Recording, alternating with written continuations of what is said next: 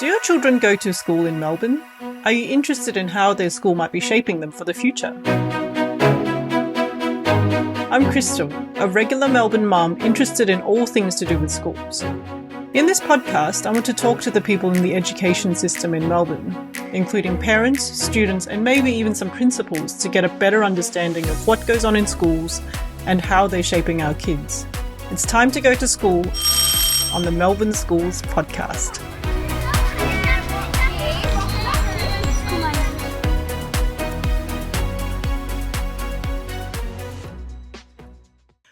Hi parents, welcome to the Melbourne Schools podcast. Today my guest is Paul Walsh. Paul has been involved in education for more than 40 years.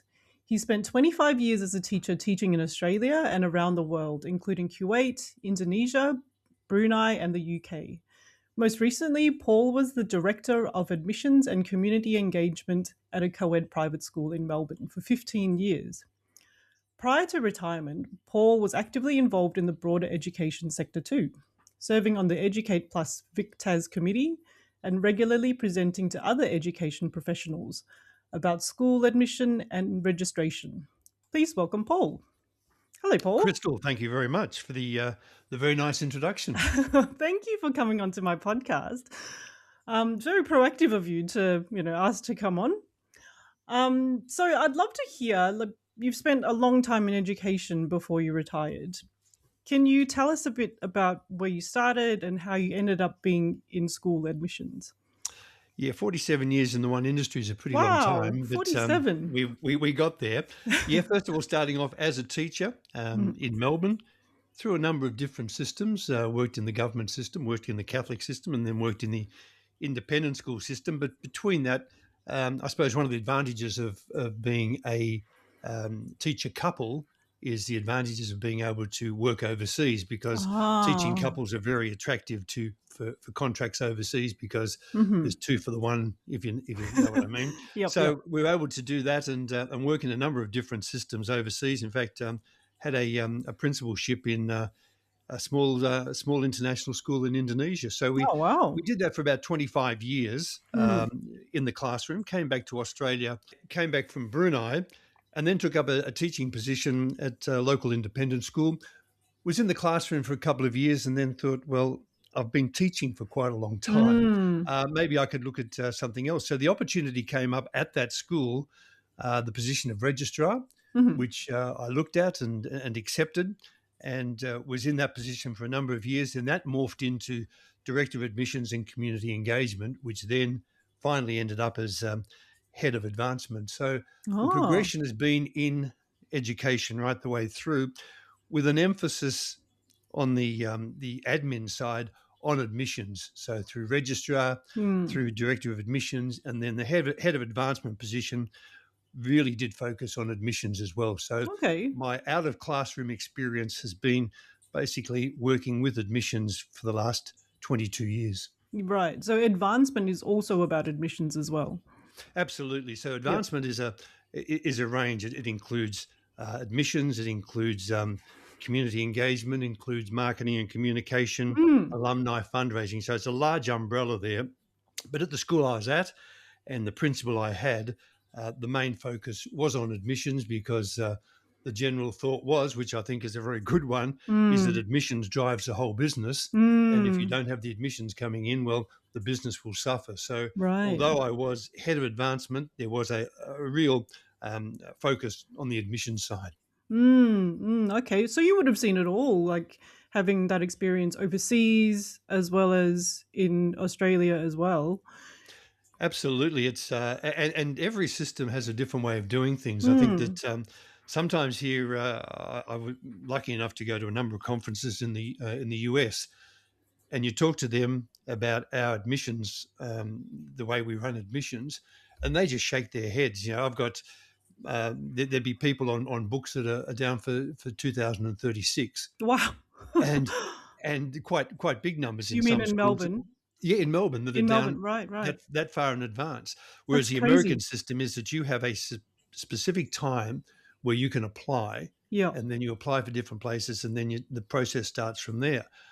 We have files. Well, back when I first started, we had physical files that Mm. were just full of information going 8 and 9 and 10 years in advance. But now, of course, everything's on computer, which makes Yeah. the storage a bit different. But in terms of holding the information, we still hold a heck of a lot of information.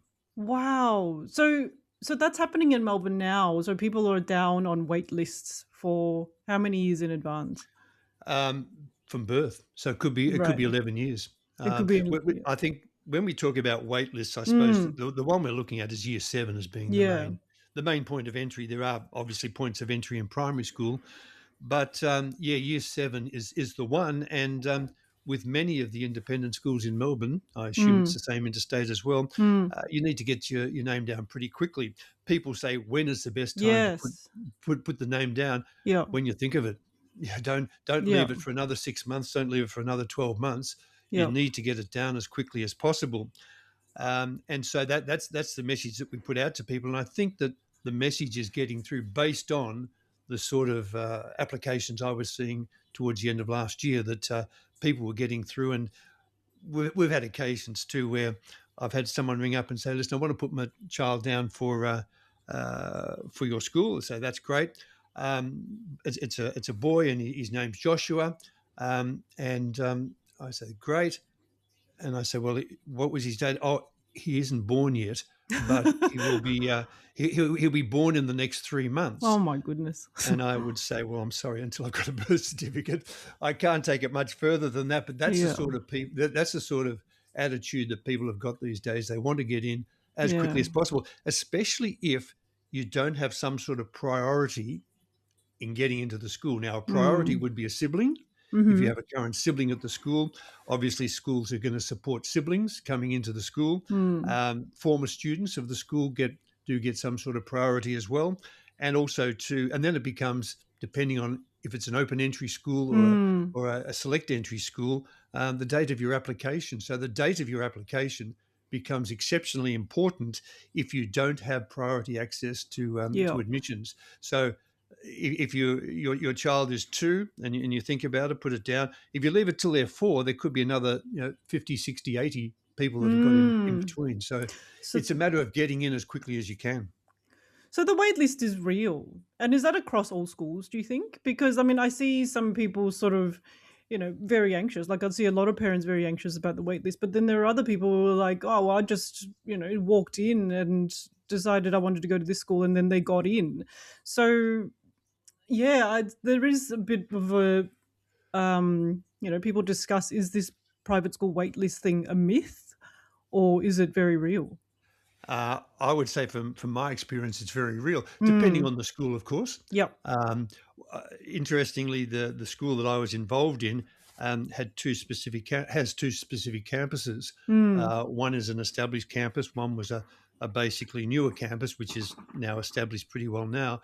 But early on, I would have wait lists, very strong wait lists at one, and I would have Ah, vacancies at the other. And so we're sort right. of working in two different marketplaces, if you Mm. like. But yeah, the wait lists are very real, Mm. and sometimes people will call and say, "Well, where am I on the list? Mm. What number am I on the list?" And it's very Mm. difficult to be able to give people uh, an actual answer on that. And it's not trying to be smoke and mirrors about it, Yeah, yep. but as you would well know, the tendency for some people, or a reasonable number of people, is to put their names down at a number of different That's schools. right. Yep. Now, that's fine. Do that, but what parents have got to do, I think, is to look at that, and we might have our name down at 3 or 4 different schools, but you still need to prioritize in your own mind. That is my number one school. That's Mm. my number two. That's my number three. That's my number four. But you have a safety net there, so that when the time comes when you might be offered a place, it might be your third preference. Are you prepared to take that? Or are you going to risk waiting to see if you get number one? What schools are doing these days, Crystal, is protecting themselves, because there is occasion when people are down on a number of different schools. They will commit to one, but then they get an offer from another one and pull out, and then take the offer from the other school, which might be quite late in the process. So schools now are putting a heavy deposit Mhm. on entering into year 7, so that 2 years out, if you want to accept a place at a school in year 7, you might need to pay a $6,000 Wow. holding fee Goodness. that is paid back to you Mm. on the second invoice of your year 7 year. Oh, I see. So that what you're doing is you're showing a real commitment to that school, and you're prepared to do it by putting dollars. Now, people will look at that and say, "Oh gosh, fancy having to pay that sort of money out so early. Well, you're going to get it back Yeah, yep. on an invoice going into the year 7 year." But it does help schools be able to work their numbers and Yeah. say, "Okay, Yep. I've got 180 students down to start year 7 next February. I know that those 180 are going to turn up. I, I, I'm pretty sure that I'm not going to have 8 or 10 pull out Mhm. because they got an Because offer they've from some paid. late offer Yeah. somewhere else, Mm. because they're going to blow their $6,000. Yeah. That's why it's important to prioritize. Put down as many schools as you like, and Mhm. that's fine. Mhm. But prioritize and make sure that you know in your own mind where your number one preference is, where your 2 is, where your 3 is, etc., and then take it from there. It sounds like everybody's anxious about these wait lists. Like the parents are anxious about getting into the right school. The schools are anxious about getting the students that they've got on their wait list in. So yeah. Yeah, well, they are, because year 7 is your main point of entry, Yeah, yep. and from a school's point of view, you've got to hit your numbers there, Yep. and you hit your numbers there, and that'll take you right through to year 12 if you can have solid numbers to start off there.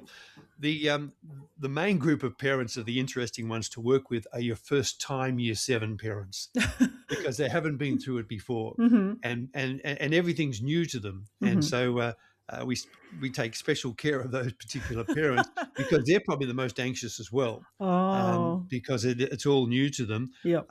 and so you try to appease them. Some of the things that we do say to parents are, okay, yes, we love it that you think we're the school for you, but also to have a backup plan just in case it doesn't work out. So do have Okay. your plan B ready just in case it doesn't work out.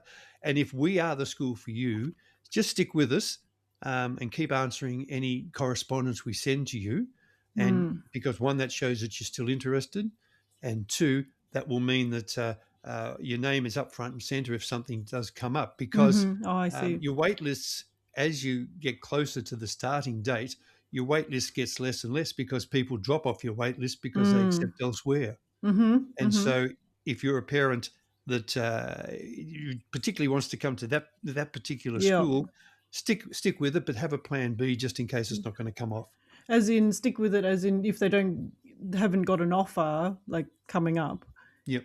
just keep on, yeah, Yeah, waiting and as well. and Yeah. and really, every 6 months or every 3 months, just give Mm. the school a ring Right. and say, "Listen, just wondering how I'm progressing. What's going on? Is there any Yep. advice you can give?" Because we're always happy to give Ah. advice. Okay. Um, don't ring up And aggressively don't and annoy say, them. why haven't I been offered a place yet? Because That's I not a heard good that Johnny idea. down the road got offered a place, and he's all this sort of stuff. Just Yeah. ring up and just ask, how are we Yeah. going? Yep. Okay, Yep. is there anything extra I can do Yeah, that to makes sense. to get a place? What advice do you give me? And we're Yep. happy to give advice. Ah. So is it once you're on the wait list, and you're in line, is it just the next person in line that gets a call, or is there more to it than that? No, well, let's first of all, I suppose, look at what open entry is, because that Okay. that becomes quite significant in terms of enrolments. Mhm. Open entry is basically next on the list. Right. That your open entry, so it's your entry is, besides the two priorities of siblings Mhm. and former students, Mhm. the next group is your general applications based on when the application arrives. So that's why the date of application becomes significantly important. Mm. So you've got that, and then an open entry school would then just work through the numbers, starting from the first application, Mhm. working their way through. The other thing that schools will do, for example, if I had 500 on the wait list and I was only taking 250, Mhm. and I said to you, your child is number 395, Mm. you would start getting very nervous. Mm. But what schools generally do is that they will send out, before they start, they'll send out to the whole 500. Are you still interested in a place at our school? Mm. Do you want to defer? Do you want to cancel? Okay. And that 500, which has been sitting on the list, some of them for 11 years, as we said before, Mm. that 500 will then come down considerably because people have change of circumstance, Mm-hmm. change of employment, change of address, change of marital status, all sorts of things, or Yeah, just yeah. accepted another position. That wait list comes down considerably. Mm. And so then you work through that particular wait list. As I said, it starts with the earliest application and Mm-hmm. works through. Understand that co-ed schools, a number of co-ed schools have got exemptions whereby they can work their numbers so that there are even numbers of boys and girls. Right. Now, there's no use having a year 7 cohort in a co-ed school It's full of and having boys. 30 girls and Fully girls, 170 sorry. boys. Yeah, yeah, that's So, right. Yeah. and that's no good for anybody. Yeah. So, a number of the schools, as I said, have got exemptions whereby they can look at their numbers and make sure they're relatively even Mm. in terms of the cohort as it's coming in. Mm. Yeah, I always hear that. So I hear that it's always easier for a girl to get in to a co-ed school. Would that be correct? Um, Sometimes depends on the school. Oh, okay. Depend. Yeah, yeah. It does depend. There are a number of schools around now where the balance is becoming more and more because there are Mm. more. I think it's fair to say that there are more girls looking for co-education than Really? previously, Oh, and okay. so that demand is that is changing. But Mm. as I said, schools do have the advantage of um, being able to balance that off. The Mm. other thing, of course, is that if it's been traditionally a boys' school that has become co-ed, Mm. more than likely your waitlist numbers are going to be heavily boy balanced anyway. Mm. Mm. Interesting. Going back to open entry. So you were saying, okay, so it's really like if you don't have any ties to the school, like siblings or alumni or that sort of thing. So it's really just the next person on the list. Yep, that's the way that it would generally work. There's just the next Yeah. person on the list. Just tick them off and work them through. Is that for all schools? Like, do you think, or is that for like? I mean, do different schools work in different ways as well? Like different private schools? Um, I think that there might be a occasion where open entry classification might be loose in some areas. Okay. But then again, that's the school's prerogative to be able Hmm. to implement their enrolment policy. The question to ask, I suppose, from a parent point of view, if the school does profess to be open entry, ask the question: Hmm. what does open entry mean Right. at your Okay. school? I'm just interested to know. You say you're open entry. Hmm. What does open entry mean in your school? Yeah. Yeah. But true open entry should be next one on the list. Right. Yeah, no, that makes sense. But I just know that, I mean, having sort of started the process with my own child, they do ask for a lot of documentation. I mean, they ask for things like NAPLAN. They ask a lot of, personal information about your child. I mean, what they're like and school reports and that sort of thing. I mean, my, maybe cynical take on it is like, why would they be asking for all that if they don't look at it or if it's not considered? Yeah, good question. I know from the organisation I was with that we were, strictly open entry, Right? and I can say that because I was overseeing it and I could Yeah, see yeah. You what were. was happening. And interestingly, occasionally you'd get someone ringing up and protesting and saying, "Well, hold it, they got an offer and so and so didn't, and my child didn't, and Mm. why not?" And Mhm. this and I was able to go back to lists and have a look at it and to be able to justify why that Oh, particular call was really? made. In terms of the documentation, um, yeah, you do need a significant amount of documentation to be able to move to the next phase. And as you say, it's generally birth certificate is always something that you Mm. need. Mhm. Application form, then most recent school report Mhm. is important. Also to the NAPLAN and the Mhm. parent questionnaire, as you say, where there are a number of questions asked about the child. Yeah. Um, that is basically information gathering. Now, Right. with the number of students that are enrolled into a year 7 class in some of the bigger independent schools, there's not always an admissions interview. Mm-hmm. So Mm-hmm. what that information provides is, okay, so Crystal's son is the next one on the list. You send in all your documentation. I have a look at it. I'm quite satisfied that there's no red flags there. Mm.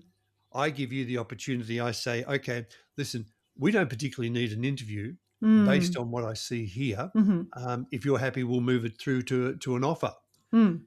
You also have the opportunity at that point to say, I would like an interview because there are a couple of things that I would like to discuss one-on-one Mm. regarding my child's enrolment. Mm-hmm. And so, yeah, I would like to have an interview, but not necessarily is an admissions interview implemented every time. Right.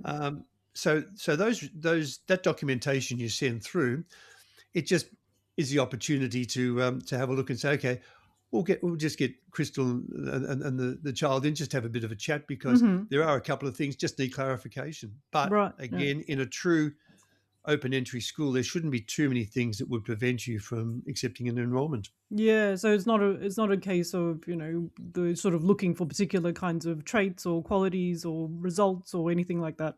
Shouldn't be for an open entry Mm. school. No, no. Okay. Now, select entry, it's their own. They run their own show, and they Yeah. can be looking for specific things. Where you actually can be more selective, obviously, is in the scholarship program, Of course. Yeah. and that's where schools will look at particular traits of children, might Yeah. even get them in for an interview, have a chat for them, see what sort of how they present themselves, etc. That's a whole different ball game Mm. with scholarships. But in terms of general applications, no, it is information gathering. There's Yeah. nothing sinister about it, Crystal. Don't worry, Okay. we're not trying to trick you. No, I'm just interested because there's a lot of discussion around NAPLAN and whether or not students should sit the NAPLAN or not, because I see this take a lot. My child's sitting the NAPLAN because they plan on going to a private school, and I know the private school is going to ask for their results. Whereas a lot of other people going, NAPLAN doesn't really matter. Like, NAPLAN shouldn't reflect at all on your own child. So there's sort of two different takes on NAPLAN and whether or not it is important to sit it and submit it to a private school if you're planning on going to a private school. Yeah, I suppose anything you can do to add to the information that a school has about a child is Mm. beneficial. Hmm. Interestingly, for the number of years when NAPLAN first came in, right through, I would have chats with many families coming through and going for a walk around or just wanting to come in and find out more about the school. Never once was the school's NAPLAN results brought up in discussion, which was really interesting. I'm Oh. not sure how parents view NAPLAN, but Mm. never once did I sit there with a family and they say, "Oh, listen, I just noticed for your year 5 NAPLAN, such as or year 9 NAPLAN," was never involved in the discussion. So Oh. I'm not sure from the other side of the fence how Yeah. NAPLAN is viewed, but from a school's point of view, it's just one aspect of a child's development that is Yeah. makes up the whole profile of the child, and that's what Yeah. we're trying Right. to do. We're Trying to to understand make it them. the most for each child's experience. Got it. We need to have as much information as possible. Yeah. Right. What about the interview? So they once they are if they are called in for an interview, is there particular things that they ask or like particular things that they're looking for? I suppose the two ones that stand out. One are for children that are highly intelligent. Hmm. And what are you going to do for my child? How are Oh, you yeah. going to cater for my child? Yeah.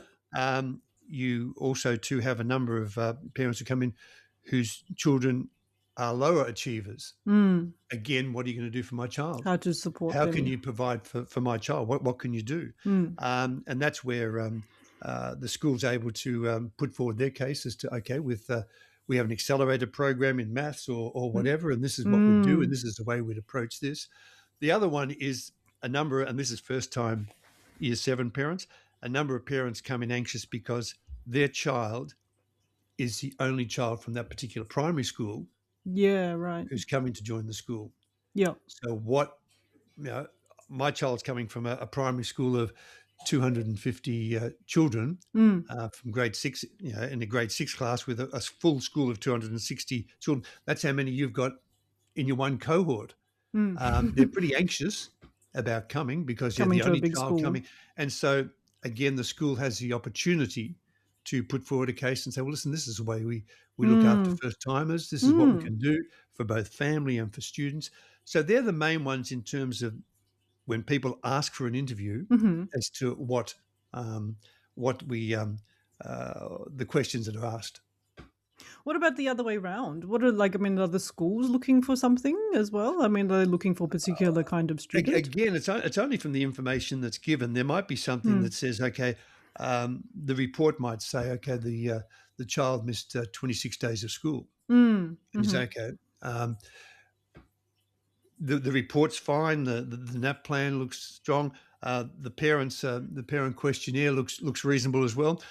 But we just have a question as to why. Now, it could have been an illness, could have been an overseas trip, could have Mhm. been any one of a number of things. Mhm. Um, but there's all sorts of triggers within those reports and NAPLANs that might have the school having to ask a question. Doesn't Mhm. happen that often, but it'll just be something specific. Listen, we just need clarification on this. Okay. That's why um, it's most important that with that documentation that is asked, Mm. parents are honest. Yeah, so you recommend being very honest in the application? Well, my question to you is, why would you not be? If it's your child and their education and trying to provide the best experience you possibly can for them, especially in year 7, because Mm. they've got to get in there, got to establish themselves. It's a whole different structure, different routine, etc. You want the best situation possible for your child. Um, and there's no point in beating around the bush and saying, well, listen, my child loves school and etc. when they're a school refuser, or Yeah. they have no problems in socializing. They love being around other children when Mm. really they're not like that. Yeah. If a school knows a problem, they can preempt it and work with it. Mhm. If a school gets 3 weeks into the year 7 year and Mm. suddenly finds there's a problem here, that becomes more difficult. Mm. And I think that honesty from the start, from both the school and from the applicant or the parents of the applicant, is most important. And don't be afraid to put things down, because if it's perceived as something that might need attention, it needs attention, Mm. and it needs the school, the child, and the parents working together to ensure that that particular problem is overcome or is it dealt with the best way you possibly can. But at times, and thank goodness it's very rarely, we've had people that have left vital information out of Mhm. their applications, Mhm. or have in fact not said the right thing in Mhm. terms of the application, and it comes back to bite you in the long run. And Mm. it's not the parents, it's the child that suffers. Yeah. And if you've got your child as the number one priority, you'll do whatever you can to make sure, as I keep saying, that experience they're going to experience is going to be the best one possible. No, that makes a lot of sense. I think the anxiety is around if we are honest and the child needs, specific things and specific supports, might there be cases where the application is rejected? I think that's the anxiety about not being honest. Very rarely Mm. would an application these days be rejected. There aren't too many situations that I can think of over the last number of years where, if the parents and the school have sat down, gone through different scenarios, etc., regarding an application of a child. Mm. If it's absolutely extreme, and I won't sort of go into Mm. the extremity. If it's Mhm. an absolute extreme case, both parent and school might walk out and say, "This type of school isn't the best one for my child," Right. based on the open discussion we've had. Yeah. We come to the realization that this probably isn't the best school for the child. Mm. Mhm. But they're in extreme cases. Yeah. Generally speaking, as I said, there aren't too many situations whereby you've got a slow learner, you've got someone that's not really taking on to maths, you've got someone who's been a bit of a school refuser or whatever. those sort of things, they can all be dealt with at interview, as long Okay. as Yeah. everyone's on the same side. So they wouldn't be considered extreme No, situations. Yeah. no, absolutely not. No, Mm. no. So that's the other one. I suppose the other one that's becoming more and more prevalent these days, Mhm. unfortunately, is split families. Ah, okay. And in terms of applying for for positions at schools, it has to be remembered that both parents need to be signing all the Right. Oh, documentation. really? So if there's no point in putting in an application with one person, well, one parent signing and the other knowing nothing about it. Mm. Now, in terms of split families applying, there's a couple of things they need to do. One is they need to be both on the same page. Mhm. Now, that might be through talking together Mhm. or talking through third parties, etc. But it needs to be. The other one is that schools will work to the letter of the law in terms of legal documentation regarding custody and Mhm. who's entitled to what and what needs to be done in any particular circumstance. Mhm. So if the court orders say that both parents need to come to a decision on this, both parents do. Mm. And so if one doesn't, well, that puts it into jeopardy. The Mhm. only thing I say to parents from split families, before you apply, make sure that everything is in order. Yep. Make sure that everyone is sticking to the court orders. If it doesn't, it's going to be very difficult. Yeah. So work with the court orders, work with between yourselves or your third parties to make Mm. sure that everyone's on the same page. Make sure signatures are on the applications, Mhm. but don't come to the school. Too many occasions we've had where a parent Mm. has applied and then 4 days later the other parent rings up and says, "Listen, I know nothing about this. What's going Right. on?" And then it becomes a legal stoush, and schools now are not going to their legal representation to get a ruling on it because it's not their job to do that. Yeah. The parents need to work it out before they start. Mm. Go back to their lawyers. Okay, say, listen, this is what we're looking at doing, and then come with a united front to the school. Don't come if it's not totally all worked out beforehand. Yeah. It sounds like a nightmare for everybody Well, involved. well, it is, and it's a Mm. difficult one, but Mm. and there are some people that are just fantastic in this situation, and, Mm. and, and both parents are working together again for the benefit of the child. Again, if you've got a dispute over one parent saying yes, one parent saying no, and we're going backwards and forwards with documentation, and he said, she said, it's no good for the child, Yeah, of course. and they don't know where they stand with it, and it makes it difficult. So that's just one on the side in terms of split parents. Make Mhm. sure you've got everything in order before you apply. Mm. Mm. Okay, makes sense. Just going back to waitlisting, and those sorts of issues, if you think that you've left it too late, like for example, like if your child is in grade 6 and you're looking for a spot next year, what would your advice be? Like, do you think there's still a chance of getting into some of these schools? The really interesting thing, Crystal, is that most schools, for example, let's take 2027 as an example. Mm. Um, most schools need to have their numbers pretty well worked out by, let's say, September 2026. Mm-hmm. So if I've got an intake of 200 for my year 7, I should have if I've got a strong wait list, I should have my 200 names ready to go sitting there. Mm-hmm. Now, I'll promise you, those 200 names that are down in September Mm. will not be the same as the 200 that start in February. There will be a number of changes that will happen. Mm. That's why I went back to when I said originally, and this goes to answer your question as well, keep in contact with the school. Have your plan B, but keep in contact with your school Mm. because almost every year, in my case, and it would be in the case of most independent schools who have strong wait lists, that you might get to the end of November, early December, and suddenly have 2 people pull out Mm. for any number of reasons. Mm-hmm. It is very difficult, even those schools with the strongest wait lists, to find someone in November or December to Right. take that place. Mm-hmm. So my advice to people, if they're absolutely desperate, to get into a particular school, they need to continually, especially in those last couple of months, just keep in contact and say, well, please, if a last minute place comes up, I'm ready to go. Right. Yeah. So, Now, you yeah. might have already have paid a holding fee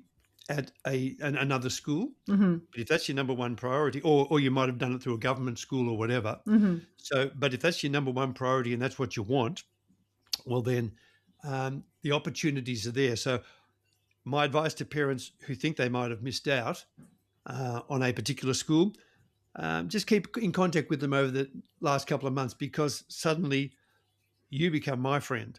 I need you because I'm now Right. two Oh, down I on my see. numbers or three down on my numbers, Yeah. and I need to fill those as quickly as I can. Yep. I don't want to go in under numbers. Yep. So Yep. just keep in contact. And the message is, please, if something comes up, we are ready to go at any time. So just Yeah. let us know and we'll take Okay. it. And you'd be surprised how many people actually get a place doing that. Right. Right at the last minute. So November, December is the time Yeah, to I'd be start a fourth term. I would in October just just ask. sort of put the feelers out there and say, and because I will put that on the database. Yep. I will Oh, say, okay. okay, Yep. Yep. They're ready so to and go. so is willing to take a place at any time. Yep. And what I'll also do probably at the start of term 4 is to send out another reminder to parents and say, all those that are on the wait list, there might be still 40 people on the wait list. Mm. I will send out and say, are you still interested? Do you want to cancel? Do you Mm-hmm. want to defer? And Mm-hmm. then that 40 might come down to 5 Mm-hmm. because people have made commitments elsewhere, which is fine. But then your application of someone who's very, very late Mm. becomes significant. Mm. Makes sense. Yeah. Makes So sense. just I would say, if you not all is lost. It won't always come through. Not all is lost, but from about the start of term 4, just keep in contact with the school. Keep reminding them that you're sitting there, you're Mm-hmm. ready to go. Just give us the word. Mm. Okay. Oh, well, that's good. I mean, I think that gives some parents a bit of hope. Yeah, yeah, it does, and we always say no promise, no guarantee, but you're in with a fighting chance anyway. Mm. Do you, I mean, having such good experience through so many different kinds of schools and through private schools, what do you have any other advice for parents looking at private schools or any, I mean, schools in general, even? These days, parents should be as well informed about a school as they ever have been, Right. because I think that you've got websites Mm-hmm. where schools will sell themselves on a website. Obviously, their website. I would be the schools that you're involved with. I'd be looking at their Instagram, their Instagram page as well, keeping up to date with that, but knowing exactly what the school stands for, and look past the glossy brochures or the nice Mm. billboards or whatever, Mm. It's hard to and know sometimes. get into the website and have a really good look at what the school stands for, what strategic plans there are, what the mission all those sorts of things, and parents should be Mm. more than well informed. Plus, word of mouth, of course, is Yeah. the Yeah. important one too. So if you're coming up for an open day or whatever, you should be coming up full of information. What you're doing on an open day is Mm. Oh, I having see. that verified for you and Got being it. able to see a place firsthand Yeah. and ask questions. Maybe based on the information that you've been collecting and the questions that you might have based on your research. But let's face it, Crystal, it's a big commitment. It is This, huge. Yeah, it is. independent school education, and so as much information as you can gather, Yeah. and as much information that you have, Mm. that then you can take to an open day or an interview you have with that you request with the registration staff, etc. The better off you're going to be. So Yeah. I think that that's the important thing. Know what you're getting yourself in for, Yeah. really, Yeah. and have a listen around the school gate. The grade Mm. 5 and 6 parents who have been through the process, Mm. who know how their children have fitted into year 7, how they've found it, etc. Word of mouth is our most expensive, not least expensive, but most effective form of advertising, because Mm-hmm. nothing better than people saying nice things around the barbecue or the dinner table. Yeah, of course, of course. Yeah, I find it as a parent like very overwhelming, like to try and pick a school, especially when the process starts so early. Like you were saying, like before they're born, geez, put them on a Yeah. wait list. But even like when they're in primary school, like I mean, I was told that I was too late when I started looking at schools for my daughter who was in grade one at the time. And I was told, well, you haven't got on a wait list. You're obviously too late to get into any school that you want. And that's why I sort of freaked out and I started all these things because I got really overwhelmed trying to understand, oh, what am I actually looking for? Yeah. And then, understanding what I'm looking for, but then also finding out the information. Like, who do you ask? Like, I didn't know, even though I'm educated in Melbourne, I only know my school that I went to, and that was 30 years ago. I didn't realize all the schools have a very different feel and a very different culture and a vibe to them until I started touring schools. Um, and then it's difficult to actually get first-hand information about schools that isn't marketing.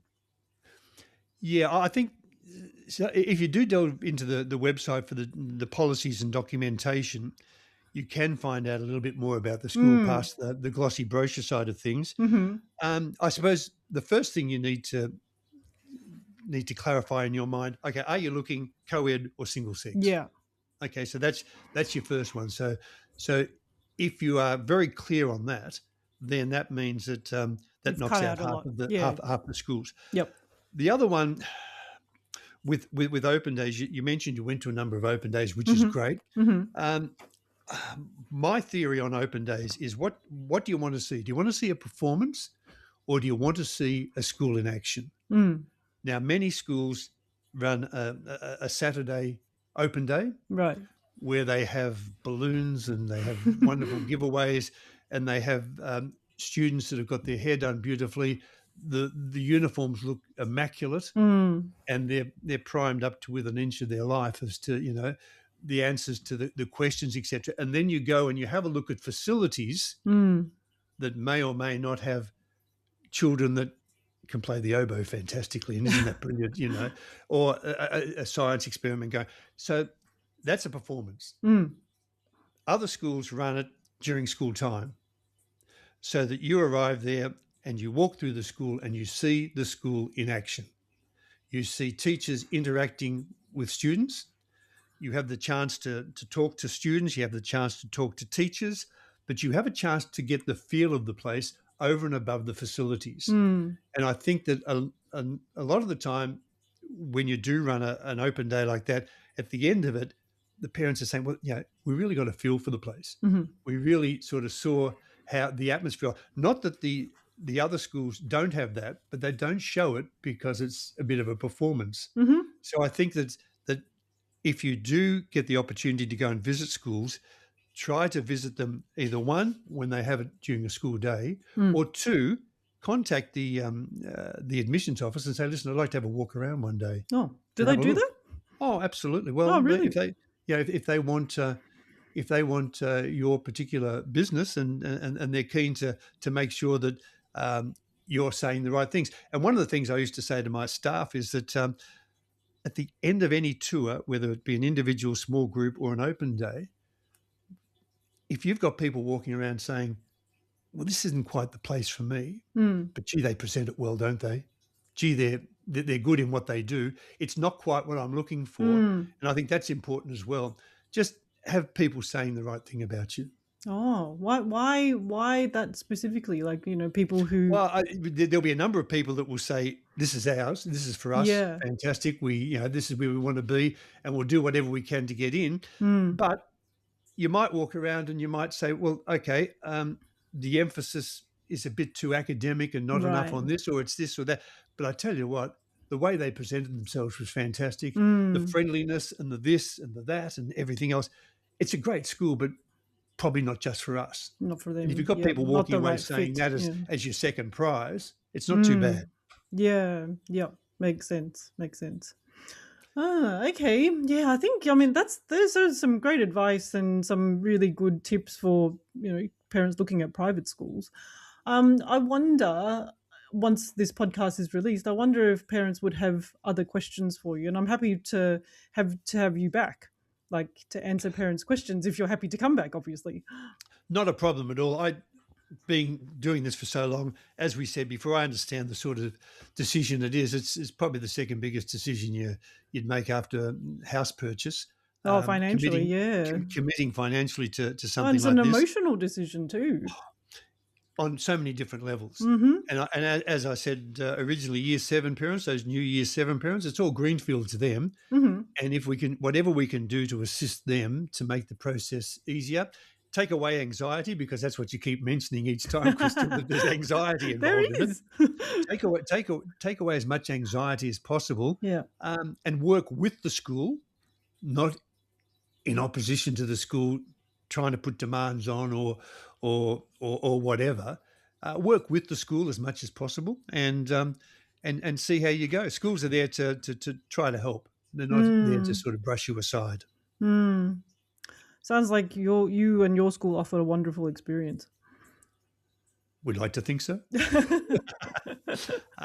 The other one, and listen, I'm happy to chat about it at some stage, is scholarship programs. Okay. And the whole process of that, and where schools fit in there as well. But that's probably a topic for another day. But yeah, as you mentioned, if anyone's got any questions regarding the admissions process, if we can demystify it to a certain degree, more than happy to answer any questions, and let's see if we can make the process a little less anxious for those out there. Thank you so much, Paul. Thank you so much for your time and your expertise to come onto this podcast. I really appreciate it. No problem at all, Crystal. As I said, any time we can help is great, and the work you guys are doing, I'm sure, is beneficial for quite a number of parents out there as well. And let's see if we can continue the momentum of making it as simple as possible. Thanks so much, Paul. I'll talk to you again. My pleasure. Thanks, Crystal. Thank you. Bye.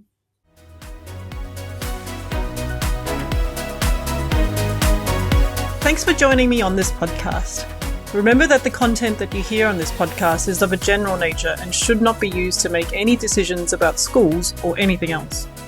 If you want to learn more about schools in Melbourne, make sure you visit the website www.melbourneschools.com.au. You can also join thousands of other parents in our community at Melbourne Schools Discussion Group on Facebook. See you there.